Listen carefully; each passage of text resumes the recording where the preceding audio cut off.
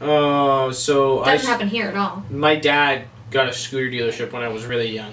Like I think it was like 16, just old enough to drive, and he gave me a 150cc Derby. It was this little scooter, and I thought it was just the coolest thing ever. I'm sure a lot of people thought it was pretty funny. But I thought it was the coolest thing ever. It was my little speed demon. I parked it right beside everywhere I went. The thing did basically 110k everywhere it went. That's as fast as it would go. It's 110, and it was redlined. How old were you? I was 16. Oh, yeah. But that thing would redline around town at 110. I got pulled over coming down the bridge doing, oh God, I had to be doing like 80, 90k in a 50. Coming down the Wonderland Bridge, and the cop pulls me over. And it's kind of a sporty looking little thing from the back and the front. And he came walking over. He came ripping out of the parking lot, pulled me over. He said, he comes walking up to the bike, and he goes, "Fucking step through?" And he was, like I could see he was walking up in my mirror. I was about to get my ass kicked by this guy. This guy was about to hold me up by the neck and write me the biggest ticket he could. He was pissed. He was in cop mode. And when he saw the scooter, he was just so thrown off by it. I was tucked, right? Like I was coming down this hill, pinned this little thing. And so he comes over to me, he goes, 89? I just clocked you doing 89. And I said, what? And he said, I'll be right back. And he walked back to the car, and I could see that he was like questioning himself and his equipment, and like he couldn't figure out what was going on.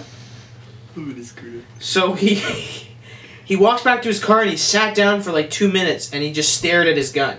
I'm just looking at him in my mirror, and he's just like holding his laser gun. He's looking at it, like he's physically inspecting it. He's like making sure the battery case is still in there. Like he wasn't doing anything. He wasn't clicking through any menus or anything. He just stared at it.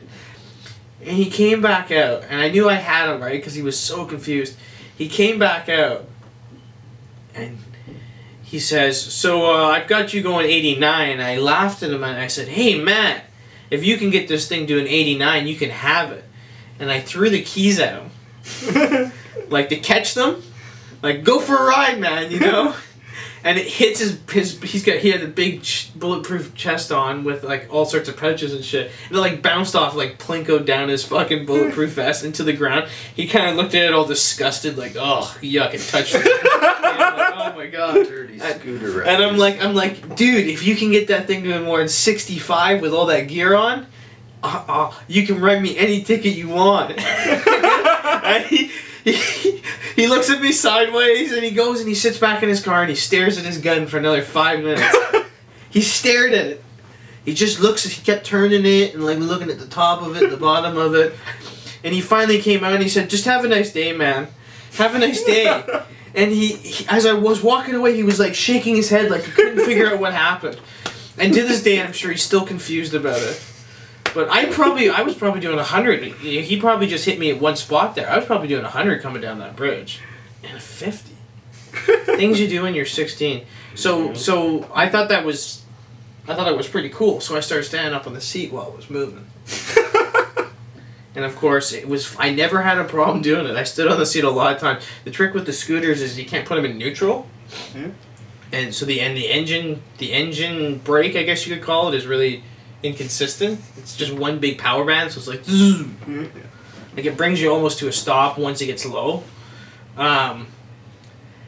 It was fine, but I decided to do it up a hill in front of my house on Old Springbank Road, which is like the most pothole filled road in town. Of course, I just wiped it out, and I jumped, and I fell from I had to jump off of it, and so it went one way, and I went the other, and I was like 8 feet off the ground. Took it into my dad's shop. He didn't even ask me, man. He didn't say a word. He said, "Are you okay?" I said, "Yeah." He goes, "Okay." Just a couple new panels for you. So that was my probably worst driving story. That was pretty bad. I'm a bit of an idiot. I had a guy make a left in front of me pulling into the beer store on a Sunday when the beer store is closed in Ontario. Literally isn't even open. Not only did he pull into the exit of the drive-thru, which wasn't even a part of the parking lot, he stopped, and this was in slush. This was like the second time we had snow that year. And I slid about 15 feet into this guy's car. Little Dodge Neon. I had this kid, Mike Ray, and his girlfriend and my girlfriend at the time in the car. This kid, Mike Ray, we call him Squirrel Master 3000. Kid's a criminal. I don't know what I was doing around him. Kid swing. I tried to get away from him. I kept pulling right. I pulled right. I saw this guy stop to go into the... And there's no left turning lane. He didn't have a blinker. He just stopped. And I caught him with just the front left side of my bumper of the car. I got in the lane in the right, but it pulled the bumper all the way back to the engine block, the whole wheel well all the way back. Now here's where it gets fun, okay?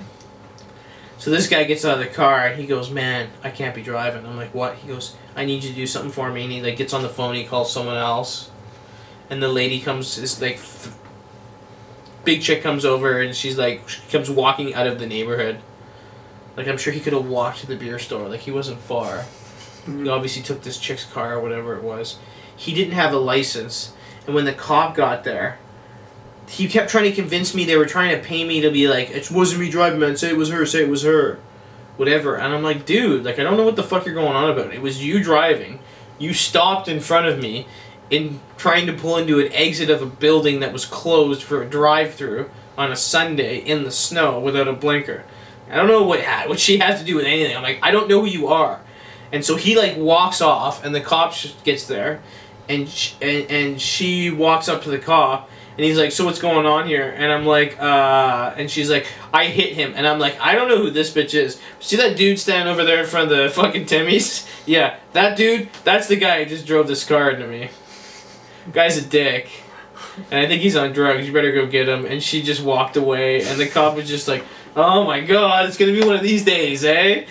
And cop comes back over to me and says, this guy says this to me in clear as day English, says to me, "This guy has had his license revoked 15 times." Lovely. This guy has had his license revoked 15 times. Okay, so why this guy keeps getting his license after having his license revoked 6 times, 4 times, 3 times? At some point, you just gotta be like, clearly this particular species of human is better off taking is better enough walking. Yeah, some people just aren't mentally equipped enough to be maintaining vehicles.